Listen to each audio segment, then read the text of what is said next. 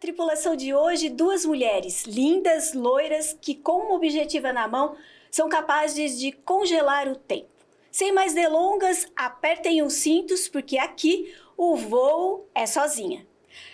Eu hoje estou feliz da vida porque eu estou na presença de Cristina Hautz e Adriana Zuttini. Gente, vamos logo, né? Sem mais tarará, conversar com vocês. Obrigada, viu? Hoje é o episódio de estreia, o episódio número 1. E eu quero conversar sobre tudo com vocês. Quero conversar sobre fotografia, fotojornalismo, quero conversar sobre mulher no mercado de trabalho, quero conversar com mulheres maduras, enfim, quero conversar sobre tudo. Beleza? Vamos na frente? Eu que agradeço o convite. Eu te agradeço. Muito obrigada.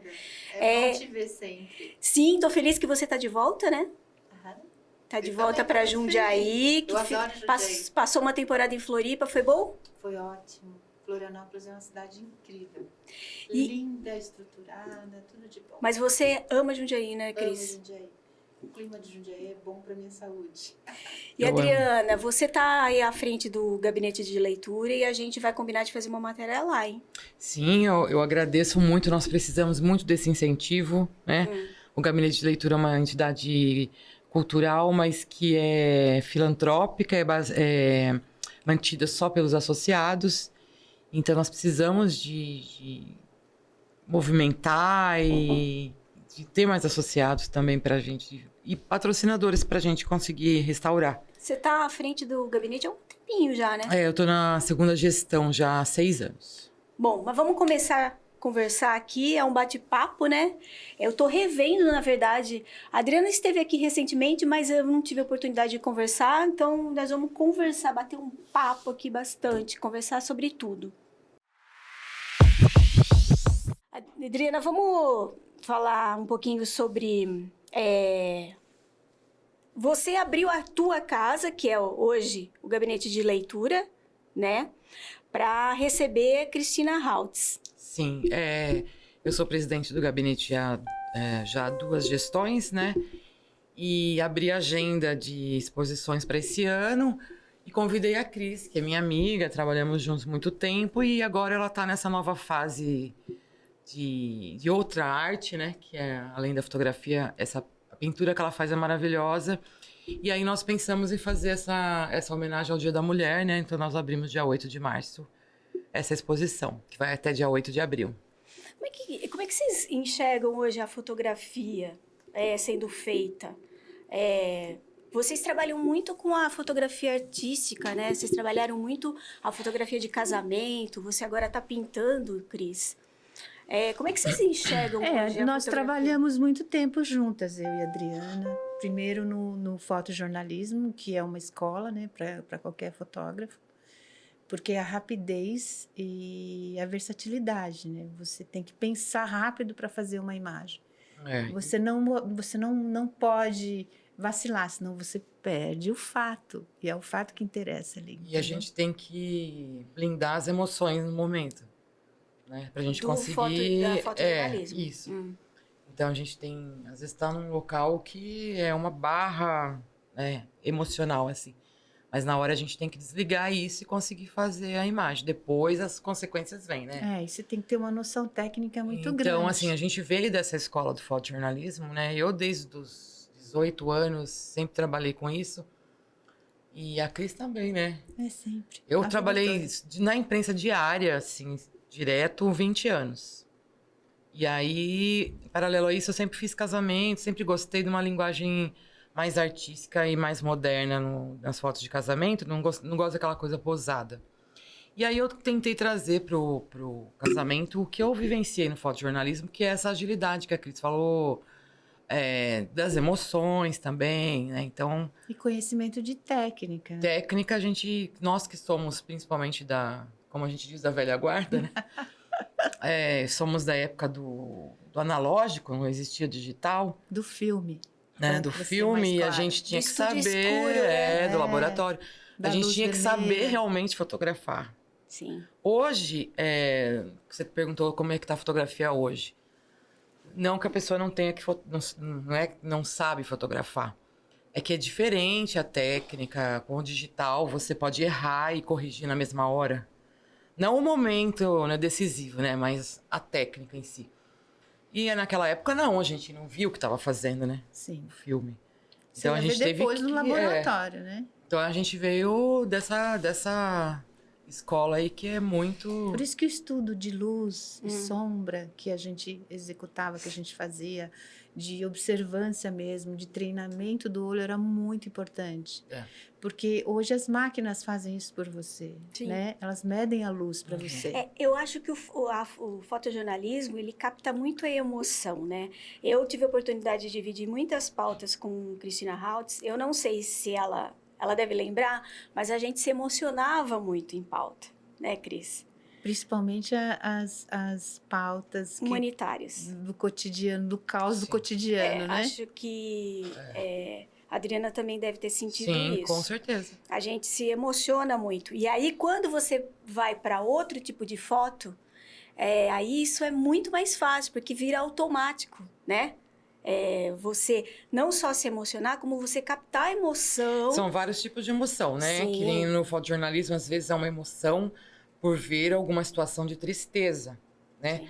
No casamento, por exemplo, é muita emoção, muito choro, que a gente estava falando. Por que as noivas choram, né? Uhum. Porque é uma emoção diferente, é uma emoção baseada na alegria, né? É um Sim. momento, dizem, um momento mais feliz da vida da mulher, né? Exato. Sim. Eu não posso dizer porque eu não me casei assim nesses padrões. Mas É um momento cheio de expectativa. é uma né? expectativa, é um sonho, né? A menina Se sempre prepara tem. muito, né? Então a gente presencia essa emoção da família toda, dos noivos, de uma maneira mais leve, Sim. diferente do fotojornalismo, que tem emoções também de alegria, mas a gente presencia muitas coisas tristes também. Vocês acabaram deixando o fotojornalismo e não deixaram a fotografia. Acho que a Cris foi para uma outra área, né? Que é a artística. Não, eu agreguei uma área. Eu nunca Agregou. vou deixar a fotografia. De jeito nenhum, Não, porque tá nunca. no... É. Respira, né? Mesmo porque a minha arte depende muito da minha observância da fotografia. Eu só chego naquilo que eu acho que me satisfaz por causa da fotografia. Uma coisa tá ligada à outra, né, Cris? Não tem como. Sim. A fotojornalismo é que acabou ficando um pouco. Ou vocês ainda fazem um pouco disso? Eu já não faço mais. Tá. Porque o fotojornalismo, assim... Hoje em dia tem muito fotojornalista, né? Mas tem pouco campo de trabalho. É pouco campo de trabalho, né? É isso que eu queria que a gente conversasse um pouco. Meio que prostituiu, essa palavra é um pouco forte, mas eu queria usar ela porque é assim que que ainda estou insistindo, sou uma teimosa, porque eu insisto no jornalismo. Eu talvez já devesse ter partido para outra, feito uma outra faculdade, nem tentado me especializar, talvez até tentado outra área, ou uma área que fosse paralela, como vocês estão fazendo. Mas vocês acabaram deixando, né, o jornalismo e indo para uma área paralela. Na verdade, eu deixei o jornalismo mas a gente acompanha de perto. Eu deixei não por vontade própria, porque por mim eu estaria no fotojornalismo até hoje. Mas, como eu falei, o campo, hoje praticamente a gente não tem mais jornal impresso. Em Jundiaí, principalmente, né? Para a gente trabalhar em jornais grandes em São Paulo, financeiramente não vale a pena e nem temos mais idade para ficar indo para São Paulo todo dia, né?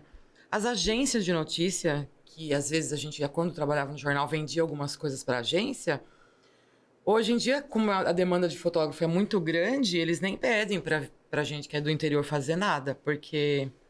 Eles têm... E outra coisa também, essa história de hoje de ter celular, as pessoas mandam fotos que fazem para os jornais e são publicadas. A última vez que eu fiz, foi até curioso, eu fiz com o celular. Eu tava em Milão e estava no embarque, tudo atrasado o voo, e estava o Pisolato sendo deportado para o Brasil no mesmo voo que o meu. Tudo atrasado, enfim... E aí eu liguei pro Edu, um amigo nosso que tem um portal, e eu falei, você quer foto? Eu tô com o celular. Ele, demorou. Aí eu comecei... Aí quando eu vi sentados na sala de embarque, Pedro Vedova e o Chad do Estadão. Só. Que era do Estadão, agora ele é do UOL. Aí eu fui sentando, fui chegando do lado deles, eu falei assim, vocês estão fazendo a cobertura e tal, eu também sou fotojornalista, mas tô viajando a passeio e tal. Mas a gente não tá, eles não estão deixando a gente embarcar, porque a Polícia Federal tá em cima deles e tal. Eu falei, bom, meu assento é lá no fundo do avião e ele também era. Se eu conseguir fazer alguma coisa, né? Eu embarquei, fotografei um monte lá dentro. Ele lá, sentado, a polícia, tal. Passei pra eles, pro celular deles. Quando eu cheguei, aí ele desliguei o celular, né?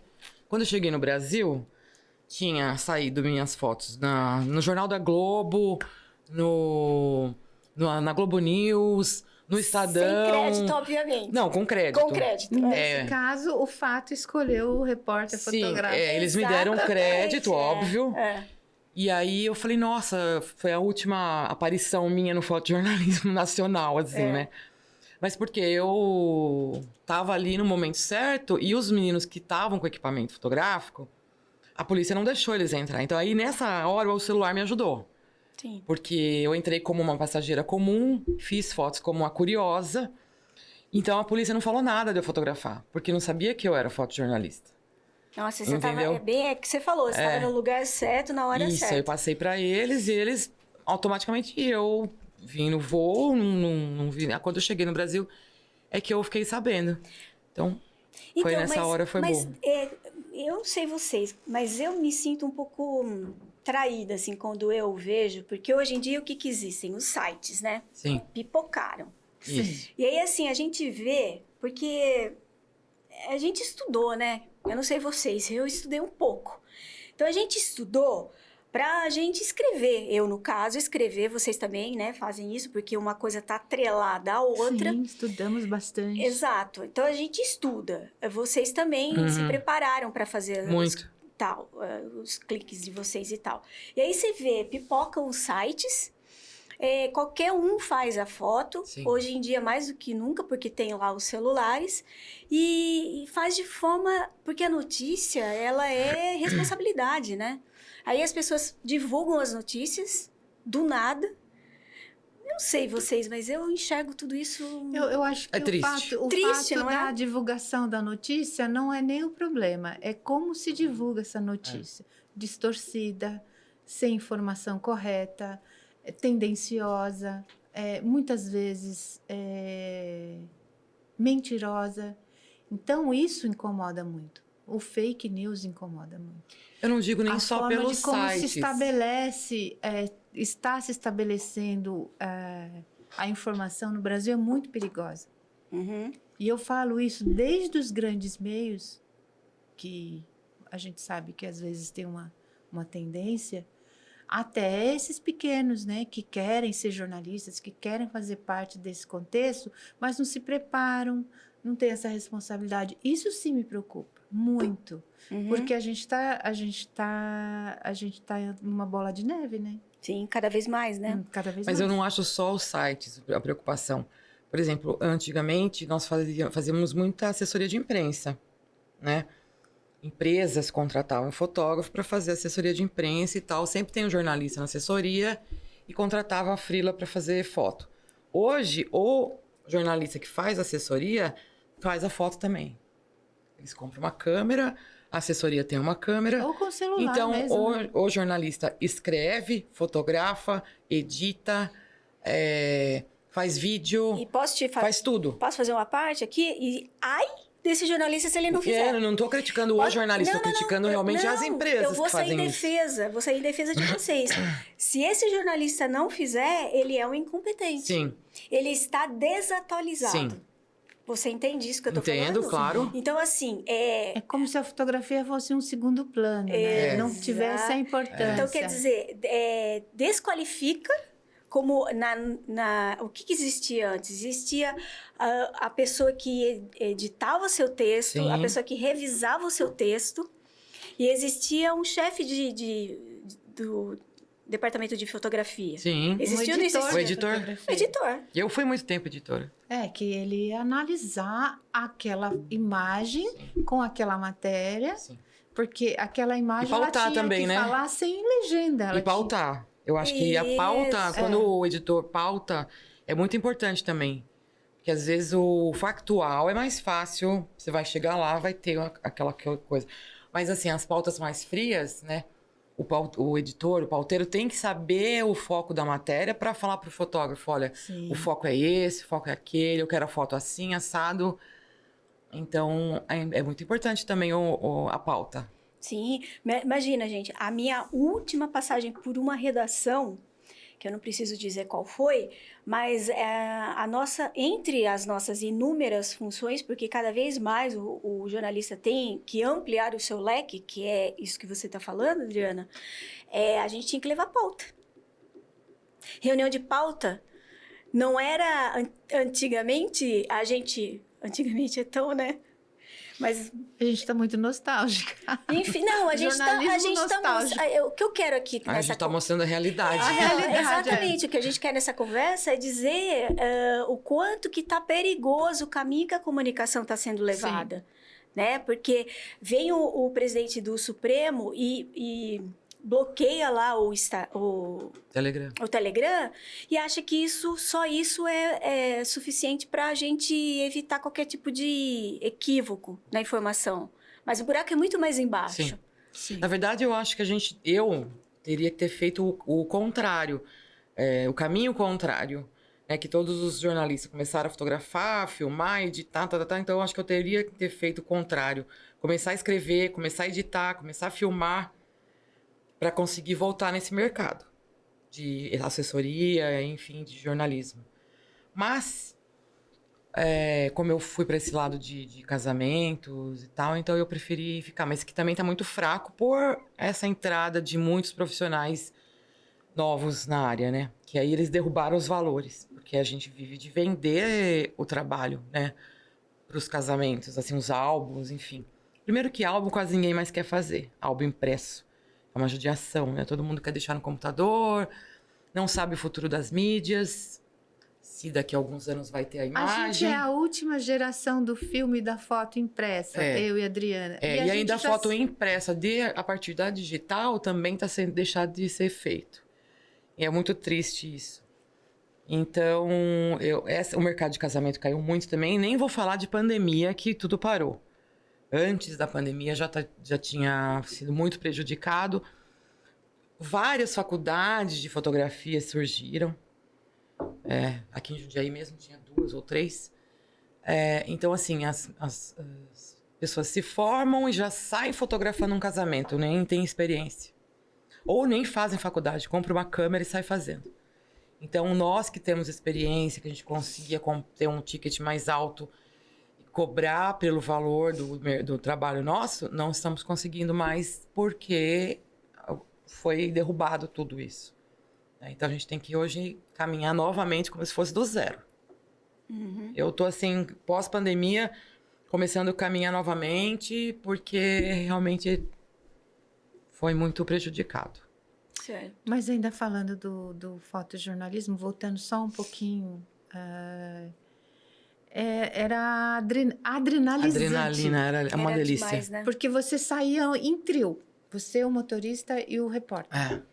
Vocês iam atrás de uma história. Ela era uma história triste, uma história alegre, uma história de tragédia, de medo. Não importava. Você ia com aquela perspectiva de trazer a imagem da capa, coerente. A gente queria o sonho da gente era a capa, né? A gente queria contar manchetar para o leitor o que é que a gente tinha visto lá da forma mais íntegra possível e com um pouco de poesia. Sim. Porque a gente queria pôr emoção naquela imagem, que era uma imagem que muitas vezes o leitor ia ver aquela imagem na banca de jornal, que já não existe mais também, e por causa daquela imagem, ele ia ler a matéria. Ele ia comprar aquele jornal. Então, você tinha essa responsabilidade de ir atrás dessa história, de registrar essa história e de convencer a pessoa que estava passando ali e ver aquilo. Olha, e assim, voltando a falar dos velhos tempos, né? Porque a gente está aqui para falar isso. Essa época toda que nós vivemos, tanto eu e a Cris e você, Marcinha. Você também, Marcia. Também. Não existia internet. Não. Então, a pessoa ia na banca Era pra comprar o meio jornal. Apesar que artesanal, ainda né? tem, meu pai ainda vai na banca comprar jornal todos os dias. Eu também Meu pai é vou um na dos banca poucos. comprar jornal. Existe uma perdida ali. Mas naquela época não tinha, por exemplo, Me dá caiu um avião comprar ontem. jornal. Caiu um avião ontem. Você já tá sabendo na hora, Sim. né? Antigamente não. Você tinha que só esperar no o outro jornal. Às vezes não dava pra. Já tinha fechado, né? Sim. Depende do horário. Então a gente tinha essa responsabilidade maior, Só porque sabia no não outro tinha dia. os sites de notícia. É. Era só os jornais. É. Então a gente tinha esse. A gente era muito valorizado, né? É muito. Eu acho que o jornalismo tinha uma coisa de... a gente tinha nas mãos, assim, e eu nunca vi isso com arrogância, nem nada disso, não sei se vocês com certeza também não. A gente sabia que a gente ia trazer alguma coisa que ninguém viu, Sim. que ninguém presenciou e que ninguém sentiu. Eu sentia muito porque eu sempre fui da emoção. Cris sabe disso. A Adriana a gente sempre cruzava em pauta, né?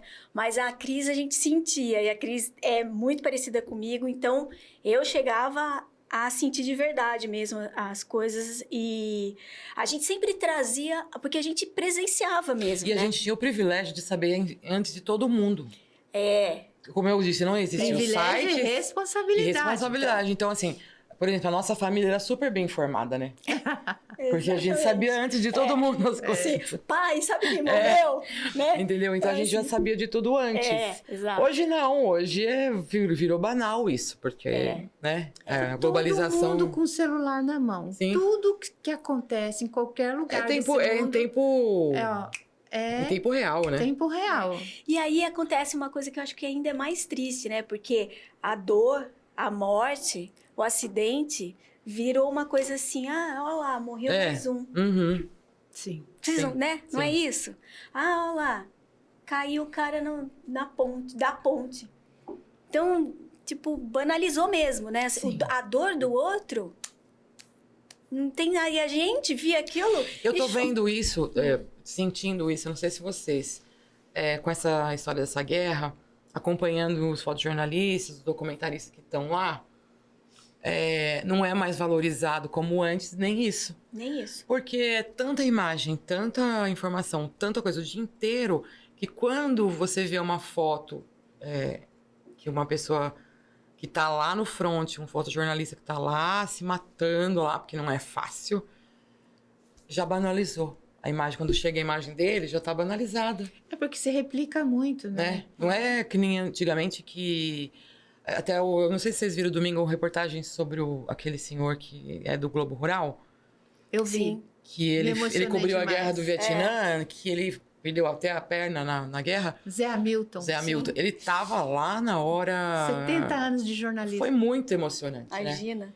E assim, então... Imagina histórias. É outra realidade. Lógico que os que estão lá hoje estão sofrendo também, mas o trabalho deles talvez não seja valorizado porque as pessoas já viram tanto que quando for ver... Então, vê através dos meios de comunicação formais, né? Feitos para isso, e vê através do meio de comunicação que são as redes sociais. E passado assim, ó, de qualquer forma, com legenda de qualquer jeito, escrito errado, muitas vezes informações desencontradas, falsas, e daí se replica, e se replica, e se replica.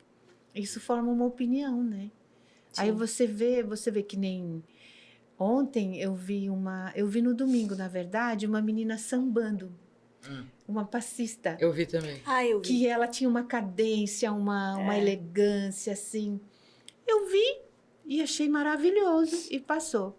Dali a pouco, entra na rede social, eu vi no Instagram e vi no Facebook.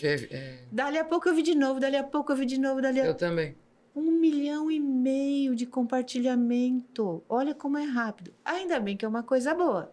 Uma menina bonita, elegante, a cultura brasileira, afro-brasileira, o samba, né? A nossa história, a nossa tradição, nosso folclore. Mas você vê também com situações constrangedoras. crianças no meio da guerra machucadas, aquele tanque lá que você não sabe se é ucraniano, se é russo, passando em cima do civil, cada um fala uma coisa, e sabe, e outras histórias Sim. muito danosas para a sociedade, porque verdade. muitas vezes não procede, são mentirosas, e é isso que a gente estava falando, que a gente, como tem um compromisso com a nossa história, né, Dre? Isso preocupa muito. Você estava falando também, eu acho que a gente tem que falar também um pouco como nós, como fotojornalistas, sendo mulheres. Isso, então, eu ia tocar nesse assunto aí, eu ia falar sobre isso. E aí tem um estigma que parece volúvel. Nós somos loiras, né? Não, começar pelo peso do equipamento, né, que a gente usava. Eu fui a primeira mulher a trabalhar em um dos jornais aqui na cidade, Então, como fotojornalista. eu queria comentar um Eu pouco fui a sobre... segunda, Dre? Você trabalhava no outro. Eu fui primeiro No em um. concorrente. No concorrente, você trabalhava no concorrente. Não, porque tinha outras, tinha a Valerinha, tinha a Não, Simone. mas a primeira lá fui eu. Não, eu Lá foi você. Eu queria falar um pouco sobre a mulher, né? Porque todo mundo fala várias coisas. Hoje em dia existem, né? No último departamento fotográfico que eu trabalhei, Ah. nós éramos em 12. Eram 11 homens e eu. Tem uma foto, inclusive, dos arquivos confidenciais 11 em que homens Cristina e eu. está no meio de todos eles. É a coisa mais linda que tem. E eu nunca, assim... Eles respeitavam muito, muito, você. Sempre, a gente Meus foi sempre amigos muito até respeitado. hoje. Nunca Cris. reclamei de peso de equipamento, de pauta perigosa. Mas eles protegiam você, eles eram uns fofos, né? Não, Saudade sim, deles. protegiam não que eu precisasse, é porque partia deles. Não, mas é porque eles eram pessoas que cuidavam de você. Sim, assim. sim, Mas é eu tô dizendo, característica da nossa geração ser mais gentil com as mulheres, né? Quando eu comecei, tinha um preconceito terrível, assim. Tanto que eu fui, assim, várias vezes bater na porta do jornal que eu queria trabalhar como fotojornalista nesse jornal, porque no outro já tinha a Kátia Lang no outro. Fala a década. De 80. Era difícil. Pode falar. Década de 80. Era difícil. Tinha a Kátia Lang, que era do... Não posso falar o nome, né? Não. Kátia Lang, uma grande Que fotógrafa era assim, também. eu quis ser fotojornalista por causa da Kátia Lang. É mesmo? Na verdade, Ela era estilosa, eu bonita. sempre gostei de fotografia, desde os 9 anos, acompanhei, então, tem uma historiazinha aí. Fiz meu primeiro curso com 15, só que aí fui trabalhar num departamento, uma loja de fotografia, que tinha um laboratório, e ela nem sabe, acho, dessa história. E aí eu achava o máximo a Kátia lá, com aquela bolsa de equipamento, e via ela na rua fotografando, eu falava, eu vou ser fotojornalista. Aí depois que comecei a bater na porta dos jornais, não, fotógrafa não. Eu lembro que em Campinas, uma vez, eu fui fazer uma entrevista, um conhecidíssimo editor aí falou assim, não, fotógrafa, não, vocês não vão conseguir subir um muro, carregar equipamento pesado. Nossa, eu me senti tão humilhada na época. E nesse jornal que eu comecei aqui em Jundiaí, que eu fui a primeira, o editor não queria de jeito nenhum mulher. É mesmo? Aí ele saiu da editoria, entrou um outro amigo nosso, Kleber, que era editor, que aí ele me contratou. Eu fui a primeira nesse jornal a trabalhar como fotojornalista. E olha, Márcia, nós cobrimos enchente, nós cobrimos rebelião na cadeia, desmoronamento, futebol, greve, tudo. Greve na Paulista levando pedrada. Eu levei emborrachada, gás na cara. A gente cobriu coisas boas de várias formas, mas a gente cobriu também o lado cão da vida, né? Vamos Claro. dizer assim. É o que eu sempre falo, a gente tem o privilégio de ter no mesmo dia vivências de tragédia a um jantar de luxo. Sim. No mesmo dia. No mesmo dia. Por isso que eu levava a minha malinha. A gente sempre tinha que ter roupa e sapato no carro. Isso eu faço até hoje. Quando eu vou no casamento, eu tenho sempre 3, 4 sapatos, roupa, porque eu não sei o que vai acontecer. Então, no jornal era assim, né? Era assim. Às vezes a gente tava lá na rua malhando, o editor falava assim, você tem que ir pra um almoço do Clube da Lady. É. Aí a gente tinha que sair correndo, trocar e dar uma repaginada aí. Eu sou assim também. Ou o evento empresarial. Aliás, o grande barato do jornalismo é isso, né? Você sai da tua casa, você não sabe a hora que você volta. Por isso O que você vai fazer, né? Dizem que Nem com quem. o jornalista casa com fotógrafo, o jornalista casa com fotógrafo, casa com editor, ou não casa. No caso. Ou casa com alguém que sabe a rotina. Ou casa com vários. Né? Porque o cara tem que entender que a rotina é isso. Mas tem outro negócio que é mais legal ainda, que você sai da sua casa e você não sabe a sua rotina. Não. Sim. Você pode... Nunca é igual. Você pode cobrir uma rebelião, que aqui a gente tinha aquela cadeia, né? Nossa, eu fiz uma rebelião. Acho que você tava lá também. Que eu acho que eles cercaram... A gente se encontrava muito. Eles cercaram a rua 2 quarteirões pra cima, e chegou o choque, as mães ficavam ajoelhadas. Estava junto? Estava. Nossa, aquele dia estava também, né? Tava. Que tinha tido o massacre do Carandiru uns anos antes. Sim. E aí a gente tava 2 quarteirões acima da cadeia, todo mundo lá da imprensa, não sei o quê. As mães dos presos, daqui a pouco veio o choque. Quando elas viram o choque... E a chegada sempre é chocante. Elas ajoelhavam, elas choravam, elas se jogavam no chão. Nossa, foi... Depois a gente entrou, parecia um queijo suíço a cadeia, né? Deus que me perdoe. Coisa também eu lembro de uma pauta, eu não lembro quem era o repórter que estava comigo naquele momento. Foi uma enchente na várzea, tão alagadora, Sim. tão trágica, que as casas iam, aquelas casinhas humildes todas cheias de água. E eu vi, assim, dentro de uma casa que a gente entrava na água. Põe o equipamento aqui em cima e que se dane o resto, vamos fazer a imagem. E eu entrei numa casa que eu vi uma criança com um saco de pão na mão. Eu não sabia se eu fotografava, se eu socorria a criança. Sabe um momento que você tem que pensar? Primeiro eu fotografei, daí eu socorri a criança. Porque fotografar é muito rápido, né? O socorro ia ser mais... Sim. De pegar a criança e levar até o bombeiro. Eu lembro disso. Lembro de outras coisas também. Um rapaz que foi assassinado dentro da cadeia, que ele tinha uma dívida dentro da cadeia, e a mãe dele ficou sabendo pelo jornal que ele havia sido morto. E daí eu fui lá fotografar o rapaz no velório, e só tinha ele no velório, não tinha mais ninguém. Aliás, cobertura de morte, assim, de que Era você tem muito que ir ao triste, velório, trágico. né? Nossa, a gente queria morrer, né? Essa acho que é uma das A piores gente tinha que chegar no velório, pedir uma foto para reproduzir. Não, e você tem que entrevistar parentes, é a coisa mais... Mas o leitor quer ver isso também. Exato, e você precisa cobrir, porque não tem jeito. Aí você já chega... Se morrer um famoso, então, a gente fala, ixi, hoje é dia. Exatamente. Né? Então... Porque você tem que cena que eu mais... etapas, né? Você tem que passar por uma pessoa, você tem que chegar no parente, você tem que chegar no familiar mais próximo. E você nunca sabe como você vai ser recebido, Muitas vezes mal, né? Porque eles não entendem que a gente está fazendo nosso trabalho lá, né? A cena que eu mais fico na minha cabeça até hoje, eu nunca esqueço. É um desmoronamento em Campo Limpo. Quando eu cheguei, eu vi um chinelinho da criança. Até hoje eu fico com aquele chinelinho na minha cabeça. Não sai. E nós ficamos o dia todo lá, o bombeiro tentando... Daí quando tirou a criança, que já estava morta, eu nunca vou esquecer disso. Eu imagino. Nunca vou esquecer. E uns afogamentos também. Mas enfim... É engraçado quando eu conto... Mas nem tudo eu conto para os jovens hoje essas histórias, eles olham para mim arregalados, assim... Você fez isso? Nossa, achei que você só fotografasse noiva, não sei o que. Não, eu falei, eu tenho 36 anos de fotografia. Então, é muita história.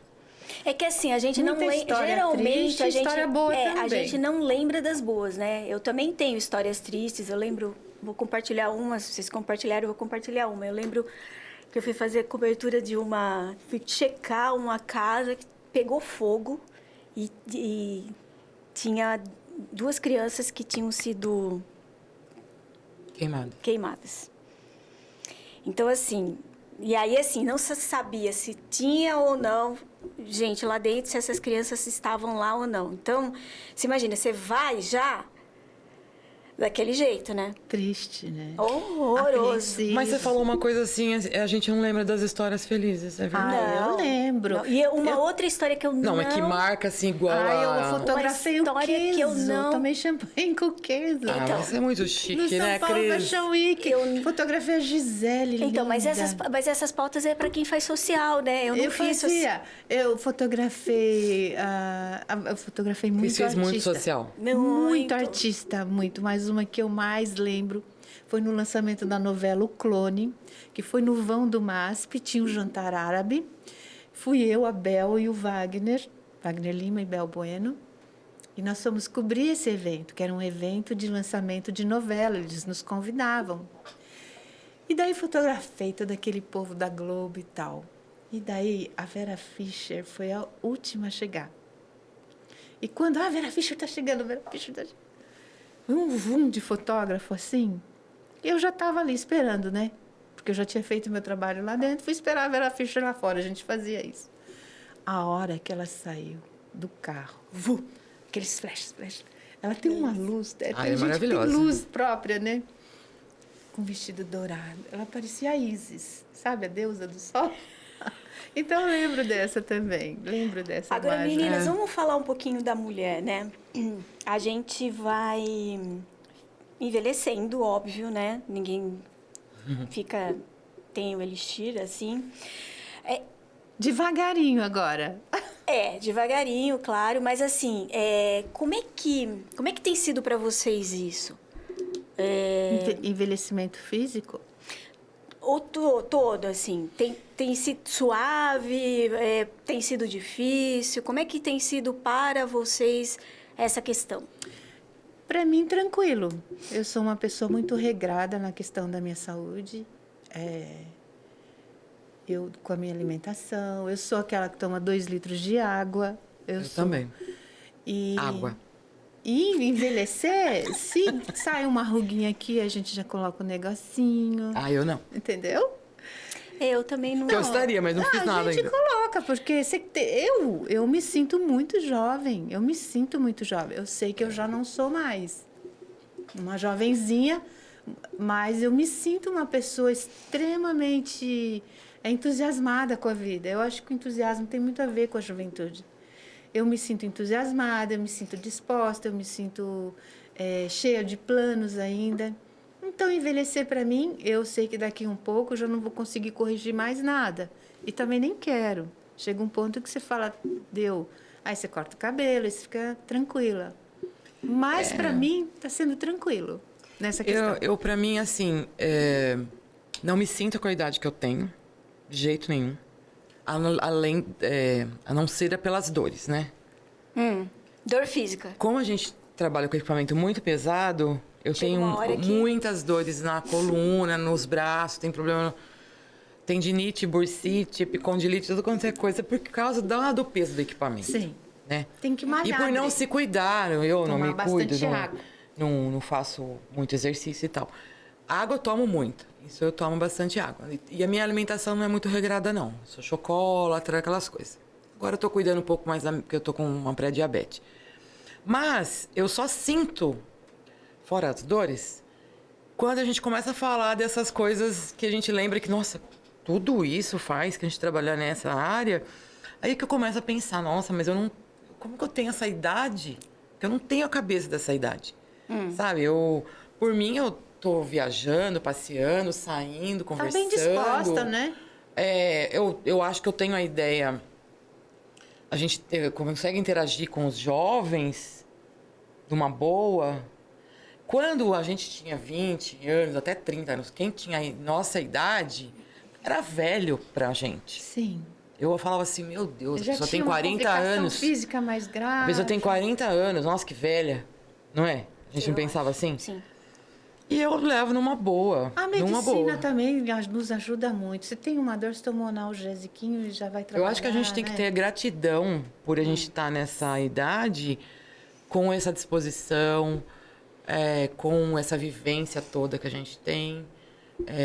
Encontrar um amor depois de uma certa idade. Você acha que tudo isso é possível? Assim, porque Claro. vocês são... Vamos lá, né? Vamos falar real aqui. Porque quem está ouvindo também e assistindo de repente não tá na vibe de vocês. Porque vocês há de admitir que vocês são duas mulheres bem resolvidas. Né? Porque de repente tem mulher aí que tá vendo e não é assim tão... Eu acho que a gente é insistente e bastante raçuda, viu? Porque não foi fácil a gente adentrar na década de 80 uma profissão como essa.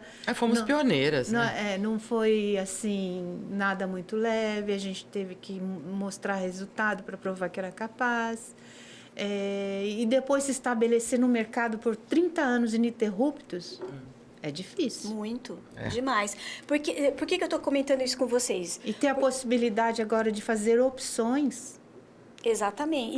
E se manter na opção que foi feita, né? Isso que eu acho que é mais legal. Eu estou comentando isso com vocês porque na vida real, na selva de pedras, a sociedade não enxergam, né, as mulheres maduras dessa forma como vocês estão pintando. É que eu estou dizendo, vocês são mulheres bem resolvidas. Né? Então, parece assim, ouvindo vocês falar, parece que nada bate vocês. E eu sou da vibe de vocês também, mas eu trabalho mais do que o corpo, eu tenho que trabalhar minha mente. Não, bate, mas a gente devolve. Isso, nós somos assim. Eu particularmente... A vida toda foi assim, bateu. A Cris não, porque a Cris tem filhos. Você também não tem, né, Marcinha? Assim, eu sofri muito preconceito, entre aspas, por não ter tido filho, por não ter casado nesses padrões... ditos normais, né? Exato. Então eu sempre fui cobrada, você não vai ter filho, não sei o quê. Então eu nunca tive essa, porque eu conheço muitas amigas, muita gente que não teve filho, mas é frustradíssima por não ter tido. Sim. Porque queria ter tido filho, mas não encontrou o companheiro ideal ou não pôde ter, enfim. Eu nunca quis mesmo. Foi uma opção minha. E ela bancou esse não querer. Eu tive um relacionamento muito longo. Não quero e não quero, Não quis ter filho. Depois fiquei 10 anos entre esse relacionamento e o que eu tenho hoje. Sozinha, praticamente, assim. Viajando e saindo com amigos e curtindo minha casa, morando sozinha. Desde adolescente, eu tinha esse sonho na minha cabeça que eu queria morar sozinha, eu queria ser independente. Eu consegui isso. Hoje, eu já... tô sozinha aqui, meu marido tá viajando, então eu sinto eu tô sentindo falta, não tô mais querendo ficar sozinha. Entendeu? Eu tô numa fase, assim, que eu preciso de um amor do meu lado. Mas teve uma época aí que não, Você tava bem do jeito que você tava super bem. Entendeu? Então, e toda essa história que a gente acabou de relatar, de ingressar no mercado de trabalho, de provar que era capaz, de competir com os homens e tal, para ter o espaço.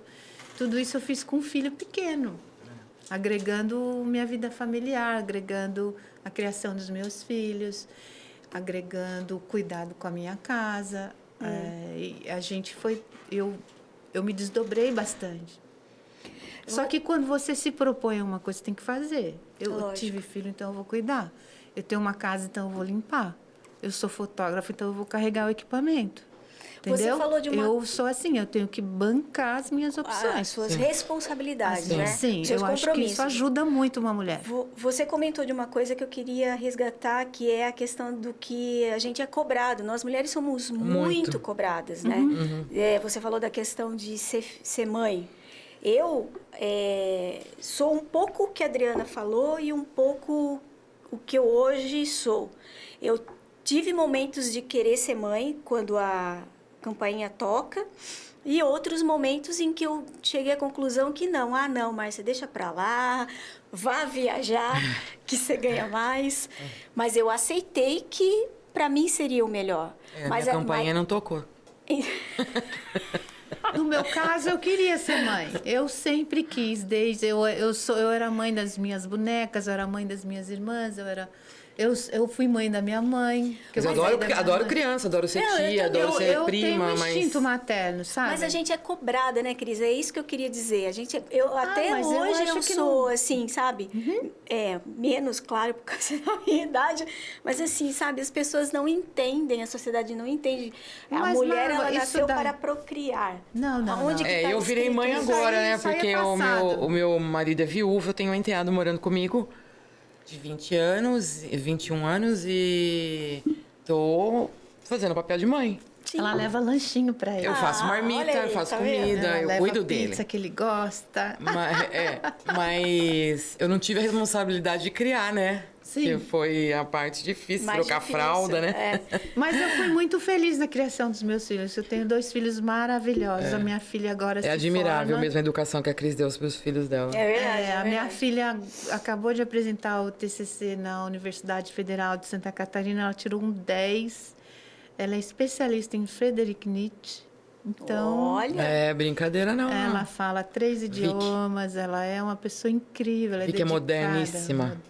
Moderna. Vicky. E tem o Vitor, né? Que o Vitor ele é um menino que mora em Florianópolis, tem uma agência de passagens aéreas.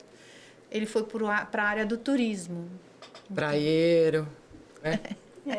Delícia. Então, eu fui muito feliz na criação dos meus filhos. Porque eu tive um companheiro também muito É isso que eu ia presente. falar. O interessante é isso, você ter um Que companheiro, quando eu não estava, né? ele que- buscava na escola, ele fazia alimentação, ele ajudava a ler e escrever. E quando ele não estava, eu fazia isso, entendeu? Então, Você tem que ter uma rede de apoio, porque Sim. uma profissão dessa, como você falou, às vezes você não tem hora para sair, você não tem Exato. sozinho, rotina. ninguém chega a lugar Não é igual um nenhum. escritório, que você tem horário certo para entrar, para sair, toda a porque, rotina. Na verdade, assim, a sociedade cobra, mas ter filho é uma coisa que não é uma responsabilidade, né? Sim. É engraçado porque a sociedade ela cobra, mas ela acha muito mais importante a mulher ter filho do que a mulher não assumir, porque ter filho não é botar no mundo, é criar. Eu acho muito responsabilizar, hipocrisia né? isso. Acho que é por isso que eu nunca quis, porque eu também. optei pela minha profissão. Eu acho que eu acho que teve momentos assim, onde quando eu queria eu não tinha uma A pessoa ideal. E quando a pessoa existia na minha vida, eu estava focada em outras coisas. Aí eu cheguei à conclusão que, porra, não era pra ser mesmo, deixa Viu, pra mas- lá. E a gente gosta de viajar, né, Márcia? Não... Nossa, então... Mas olha, nos dias de hoje, quando fizerem uma cobrança dessa para uma mulher, ela tem que elegantemente silenciar. Não, hoje não Porque tem mais. Eu acho que hoje é não, um Cris. direito seu não querer ser mãe. Não, hoje eu acho que a gente não é mais tão cobrada. Não, hoje não tem como. Mas há Cris. alguns anos... Não, mesmo que a gente hoje Adriana, tivesse... não Não, tem. mesmo que a gente hoje tivesse a idade ainda para ter filho, a cobrança ficou diferente do que quando a gente tinha a idade fértil para ter filho. Porque a evolução das coisas, do pensamento das pessoas mudou. Qual que é a Então, cobrança hoje? Não, em relação a isso, hoje não as existe, pessoas né? entendem o que a Ah, gente é. fez. Ah, sim. As cobranças hoje são Mas muitas, antigamente né? era cobrada. Mas essa Principalmente de ter pela família. De ter né? filho, eu acho que Hoje deu uma não, mas hoje é amenizada, normal. né? Não quer ter filho normal. Mesmo porque as mulheres, elas estão deixando bem claro O que elas querem. que isso não é importante. Não, Sim, e então, elas sabem hoje o que elas não. querem, né? Elas sabem muito bem o que elas Sim. querem e elas deixam muito bem claro. Mas nós fomos dessa fase, você vê como a gente é Hoje pioneira, né? cobra-se das mulheres Como que nós têm somos muitos pioneira, né? filhos. A gente já começou nessa fase que as mulheres estão hoje, há muitos anos atrás a gente já pensava assim, né? Sim. Sim. Ah, eu vou querer viajar, eu vou querer trabalhar, eu vou querer não sei o quê, eu quero morar sozinha, meu sonho era morar sozinha, ter minha Então, casa. inclusive, já que esse é o episódio 01 desse podcast, eu queria até falar sobre isso. Porque eu não sei se eu sou pioneira, porque é muita audácia minha dizer isso, mas o nome desse podcast é Vou Sozinha, porque eu sou solteira, não sou mãe, moro sozinha. E muitas das vezes eu tenho a necessidade de fazer coisas sozinha. Uhum. Então, por exemplo, eu já fui a um show sozinha. Ah, eu também já fiz muita coisa sozinha. Eu já fui ao cinema sozinha, eu já fui comer sozinha. E as pessoas ainda, século XXI, me questionam. Márcia, você vai sozinha? Eu vou sozinha. Viajar sozinha é uma delícia. Eu já viajei sozinha. Eu também. Eu já comemorei um aniversário sozinha. Então, gente, eu vou sozinha. Então, quando É opção. vontade, gente, eu tenho vontade. É uma delícia. Porque eu acho que é a oportunidade para você ampliar. Você conhece pessoas quando você está sozinha. E as pessoas chegam em você quando você está sozinha. Sim. Então é isso. Né? E agora, é fácil? É para qualquer um? Eu estou experimentando ser sozinha agora, que meus filhos estão criados, cuidando das suas carreiras, dos seus cônjuges. Sim. Minha filha não se casou ainda, mas ela tem um namorado que está sempre com ele. E eu fico bastante sozinha. E é muito bom. É bom, não é? É. Eu fiquei muito tempo sozinha, aí tô casada há praticamente há 2 anos morando junto, né? E agora meu marido arrumou um emprego no Rio Grande do Sul e vem a cada 15 dias. Então agora eu voltei a ficar sozinha. Eu tinha desacostumado, agora eu voltei a ficar sozinha. E tem momentos que é muito bom mesmo. Sim. Eu limpo a casa a hora que eu quero, eu arrumo a hora que eu quero, faço o que eu quero, né? Mas não é tudo mar de rosa ser sozinha. Lógico que não. Isso que você tava falando, né? Às vezes as pessoas ouvem a gente falar, nossa, daí são super poderosas. Não. Tem os momentos de tristeza, tem os momentos de solidão, tem os momentos de depressão, de saudade. Mas a gente sempre tem uma rede de amigos e hoje com as redes sociais também a gente se aproxima muito das pessoas, né? Não se sente mais tão sozinha. Com certeza. Então não sei. Meninas, vamos falar um pouquinho de fotos, no geral, assim? Cris, você fez... você está ainda indo, né? Como você disse inicialmente, não largou a fotografia, mas Não. agora você seguiu para essa área aí das artes, né? Você pintou. A pintura entrou na tua vida agora ou sempre foi algo que você fez e agora você expandiu? Muita coisa eu fiz e deixei na gaveta. Ah, vá. Que era uma coisa minha, pessoal, que eu não falava, porque, né? Mesmo na fotografia, quando eu estava dentro da fotografia de forma bem ampla, eu fazia minhas telinhas e como exercício, né? E daí, quando eu me aposentei, porque eu sou uma mulher aposentada... Uma privilegiada. Privilegiada, eu ainda não consegui. Aposentada, mas não parada. Nunca, né? Nunca, porque eu me consumo daí. Aí eu comecei a pintar, eu comprei uma tela, eu pintei, daí eu comprei outra tela, eu pintei, e comecei a postar nas redes sociais. Porque isso preenchia meu tempo, minha mente, meu coração, minha vida, que já estava estabilizada, tranquila. Isso me dava um gás, né? E eu não parei mais. Aí um dia o Wagner Nakarato viu as minhas telas na rede social e me convidou para fazer parte de um evento no Teatro Politeama, que chamava Palco da Cidade, que era uma comemoração do Dia Internacional das Mulheres, em que muitas mulheres deram depoimentos. Foi um evento muito bacana. Daí eu expus telas e homenageei algumas mulheres de Jundiaí, dei nome de mulheres a essas telas. Eu pinto flores, porque eu quero mesmo enfeitar a parede, sabe?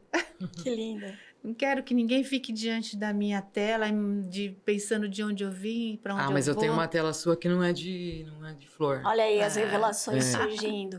Isso daí é uma outra coisa. E daí eu dei nome de Marisa Pomilho, que é uma mulher que eu admiro. Linda. De Versi Bútalo, que eu admiro.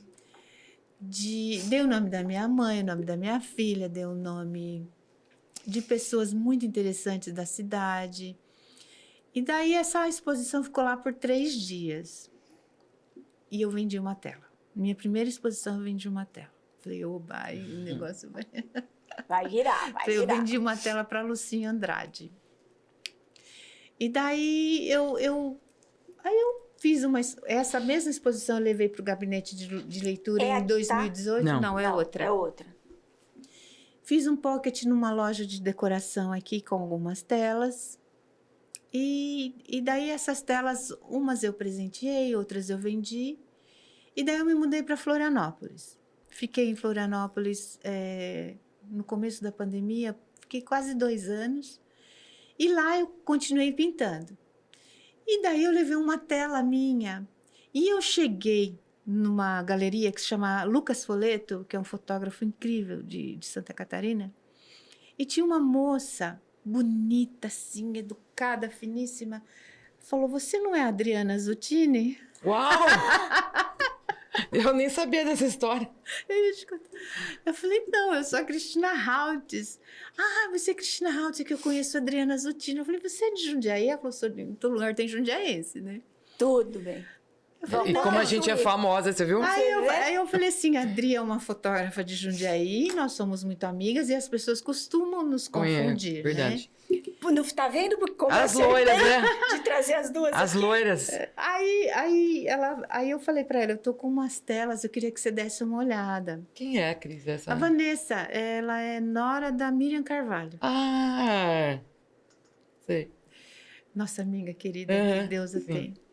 E daí ela falou, traz as telas. Daí eu levei as telas e eu fiz uma exposição em Florianópolis. Logo no primeiro mês que eu estava morando lá, eu vendi telas lá. E lá em Florianópolis tem muito alemão, muito francês. Você se encontrou lá, né, Cris? Nossa, Imagina. muito bom. E depois, com o processo pandêmico, né? A minha filha estava na Universidade Federal de Santa Catarina, ainda termina esse ano. A universidade passou a ser online. Daí a gente resolveu voltar para Jundiaí. E eu continuei pintando.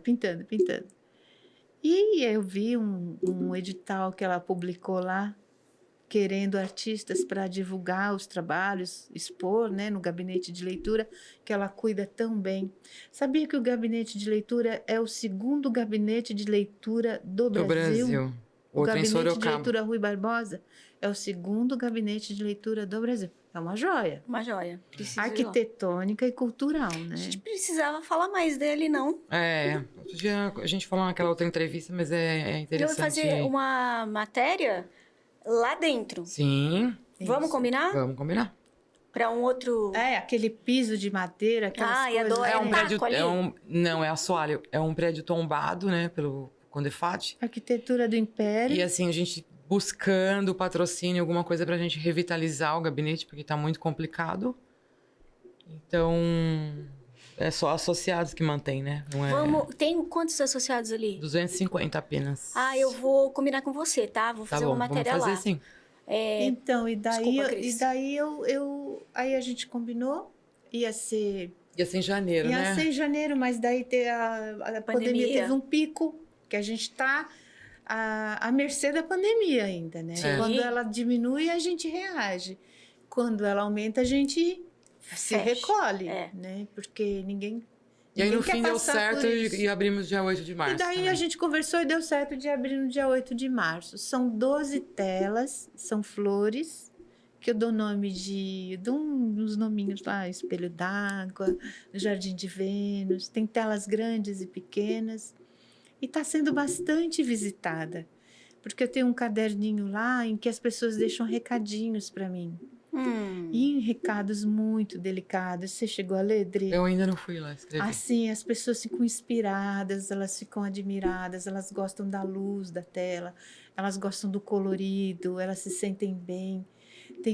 Teve uma mulher que deixou um recadinho, você me fez sonhar. Eu fiquei muito feliz. Você chorou? Quase Eu nada. choro, eu Cristina choro. quase não chora, Eu gente. choro. Ela não chora quase nada. As imagens estão circulando aqui atrás para a gente verificar. essa é de Florianópolis. Tem umas de Floripa, tem Santa umas dela Catarina. pintando, mas tem Essa algumas da também, exposição Jardins de também para Floripa, você. chama Mas é isso. legal ir lá, viu, gente, no gabinete de leitura. A gente vai falar mais sobre o gabinete, porque eu já estou aqui nos bastidores combinando com a Adriana. Adriana, eu queria falar um pouquinho, só pra gente terminar, sobre as suas, né? As suas fotos, aqui tem foto de tudo um pouco, né? Porque a Adriana, ela é expert em fazer foto de casamento. Você que tá pensando em casar, por favor, Adriana, olha, ela capta aquela... Gente, a rainha do contraluz, a rainha do véu perfeito. Não, mas ela é a rainha... Da lágrima que brilha. É isso que eu ia falar. Ela pega do sorriso que te limpa. Ela pega o noivo chorando. Do noivo que faz aquele olhar romântico, apaixonado. E eu gosto muito de uma luz mais de cinema, não gosto de rainha flash. A luz de Caravaggio, como a gente diz, né? Aquela luz lateral. Gente, ela pega Luz umas lateral. imagens que você fala, não, isso Tá não... vendo? Olha isso, o noivo chorando. Tá vendo como a arte por influencia a favor. fotografia influencia a pintura? O que tá passando também muito aí são as minhas de viagem, né? E isso que eu ia falar. E tem as suas de viagem, Olha, né? mãe, que linda, olha. Olha como isso, brilha essa lágrima. gente. Gente, Ah, pelo amor de Deus, falta de educação. muito. Eu falei isso, não sei se eu comentei já, mas vou repetir, que eu olhei e deu bem vontade de casar. Aquela lágrima Mas aí parece eu uma sentei. pérola. Aí você acordou. Ah, não, a vontade passou. Né, Foi Dri? tipo um... As lágrimas caem como pérolas nas Tem suas fotos. tem uma foto ali da lágrima, aquela que é bem... Parece um cristal. Aquilo é na época de filme ainda. É mesmo? É. Olha isso. Olha esse véu. Ah, Essa aí eu ganhei até um prêmio, essa foto aí no My Wed. Que romântico. me diga uma coisa, Gente. essas fotos de viagem é aquela da tua temporada lá de 40 anos? Não, tem de lá e tem outras. Você é bem viajadinha, né? Desses 10 anos que eu fiquei sozinha. Olha lá, você tá vendo, gente? Porque eu tinha um outro relacionamento que não era muito... Eu te entendo. Viajava com ele, mas não muita coisa. Eu sei. Mas depois, Não veio ao caso. eu realizei meu sonho, que era fazer uma viagem para Europa com as minhas amigas. Desde adolescente eu sonhava com essa viagem e ela aconteceu exatamente como eu sempre visualizei. E eu tinha um sonho, um sonho, porque não era a visualização. Que eu amo as plantações de lavanda da Provence. Aí, no dia que eu fiz 40 anos, a Marisa da agência, que é minha amiga, me colocou na Provence, no dia do meu aniversário de 40 anos. Andamos o dia inteiro, não tinha mais um galhozinho de lavanda. Ah, era inverno. Não, porque as plantações, em todos os sites, revistas, é até final de agosto. Ah, Aquele ano, meu aniversário é 14 de agosto. Aquele ano a poda foi antecipada por causa do clima. Então eu passava e só via terra. nossa. Nada de lavanda. Adriana. E aí? Então eu pensei assim, é porque eu não visualizei isso igual eu visualizei. Eu sempre, tudo na minha vida, meu apartamento eu visualizei, aconteceu do jeito exato, até a vista do que eu imaginava. Tudo na minha vida foi assim, eu visualizando, projetando e aconteceu. Não sei. O tal do segredo, isso, né? Não, E as plantações de lavanda eu ainda vou ter que ir de novo. Ah, porque claro. não aconteceu. Mas, gente, que sacrifício, né? Ai, pelo amor de Deus. Mas foi uma viagem Sabe, a gente muito não vai legal. junto? Foram 40 dias para comemorar 40 anos.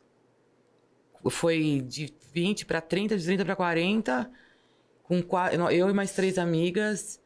A gente andou 10 mil quilômetros na Europa de carro. E foi uma loucura Ai, me deu e muito legal. um pouquinho de inveja agora. Mas, Eu vou já fazer faz tempo. Eu vou fazer 50, de repente. 50 dias. Hein? Mas quando eu fui, o euro era bem barato, viu? Ah, então, por isso que eu tô falando. Agora não vai dar, né? Mas Era também bem não é um barato. bom momento para viajar. Não, pra não, Europa. agora não. Mas quando eu fui, o euro era muito barato. Então, foi possível. Agora, Vocês podem viajar para o sul do Brasil, que é incrível. sim. Conhece a cidade de Pomerode? Não. Parece que você está na Suíça. É Santa Catarina, né? Santa Catarina. É lugar pra Perto de viajar Blumenau. no Brasil não falta. Meu marido tá em Bento Gonçalves, que é uma cidade maravilhosa. Linda, essa eu conheço. Eu nasci em Santa Eu Catarina. amo o Sul, eu acho bem bonito. Eu também amo. O Brasil é lindo, eu gosto particularmente. Mas é que o mundo né? A gente tem que abrir a mente, Sim, né? sim. Eu amo, não gosto que fale mal do Brasil. Não, Nossa, de forma não. alguma. Fico pistola, mas eu gosto Pelo muito. contrário, a gente tem que ter orgulho quando a gente tá fora. Quando Gente, nós fizemos essa Nós temos um país viagem, maravilhoso. a gente alugou um carro, uma Kangoo. E a gente colocava a bandeira do Brasil atrás, que a gente tinha uma canga que era a bandeira do Brasil. E todo mundo passava e buzinava. Era assim, todo mundo queria tirar foto com a bandeira do Brasil. É porque nós... todo mundo gosta de brasileiro. Sim. Sim, menos Né? as portuguesas. Os portugueses gostam, as portuguesas não. Quando eu estive em Portugal fazendo um Invejinha. trabalho de noivas com a fotógrafa Valéria Gonçalves, Excelente fotógrafo. nós ficamos num hotel que ficamos muito amigas das meninas que cuidavam do hotel. Aí eu falava, as portuguesas gostam das brasileiras, nós não gostamos das brasileiras porque elas vêm aqui e roubam nossos maridos. É mesmo? É porque eles gostam das brasileiras. É mesmo? Eles acham Os que a gente homens tem portugueses gostam das brasileiras, mas as mulheres... A gente vive... Eu tenho um amigo português também que ele fala isso. A gente vive... Somos mais alegres, mais soltas. As portuguesas são mais fechadas, Ai, né? gente, mas se organizar... Mas né? a Simone, nossa amiga fotógrafa também, que morou em Portugal há muito tempo, Linda. ela disse que no começo, assim, mas depois elas se abrem com uma amizade muito forte pelas brasileiras. Né? Somos todos irmãos, né? Sim. Não Assim que a somos mulher irmãos? Eles são brasileira é fechados, não só as exuberante, portuguesas, como os portugueses também são muito fechados. Mas é aí que entra o diferencial do brasileiro. É. O brasileiro, você pisou no Brasil, ai, vem cá, vai, nossa, vamos pra conversar. casa, vamos beber. E é aí que a gente ganha, né? Gente, só para terminar, eu queria saber o seguinte. Já que o podcast é isso, se você pudesse fazer um voo de ir ou um voo de voar, para onde seria? Tipo mundo, lugar, imaginário, coisa real. O que você quiser. Ai, pra minha casa. Para sua casa. Minha casa hoje é o melhor lugar do mundo. E a sua casa é Jundiaí ou a sua casa é Floripa? Não importa. Onde ela estiver. Eu tenho que ter minhas telas, minhas tintas, meu Wi-Fi, sabe? Meu pêssego, minha água. Já tá bom, é para esse lugar que eu quero ir sempre. Não importa onde seja, se é em Florianópolis, porque lá também eu vou e volto, né? Eu vou para lá e volto. Eu também amo minha casa, mas eu queria um passeio de balão em cima das plantações de lavanda na Provence. E eu não quero outra plantação de lavanda, não. Quer ver aquele rostinho? O povo fala assim pra mim, tem em Cunha, tem não sei o que. Não, eu quero aquela toda retinha. Aquela lá, de balão, de preferência. Visualiza. De preferência de balão em cima. Tá vendo? Todo mundo tem o seu lugar, né? O seu destino. Eu preciso ir, mas eu preciso ter um porto seguro, Não, sabe? eu também amo minha casa. A minha casa, a Cris conhece, é minha cara, né? Porque eu adoro Ela antiguidade. Tem uma tela minha em cima da cama. Eu tenho antiguidade, eu tenho... Cristais. Um monte de coisa que é história de família e tal. Então, assim, a minha casa não é igual a de ninguém. É uma personalidade própria. Tem muita gente que gosta, tem muita gente que fala... eu prefiro uma coisa mais clean e tal. Eu não. Mas, como eu amo viajar, eu tenho rodinha no pé. Então, por mim, eu vivia viajando. Também, menina. Eu também. Bom, o meu destino eu ainda procuro. O que eu sei é que o meu voo é sozinha. A gente volta num próximo podcast, segunda temporada. Tchau!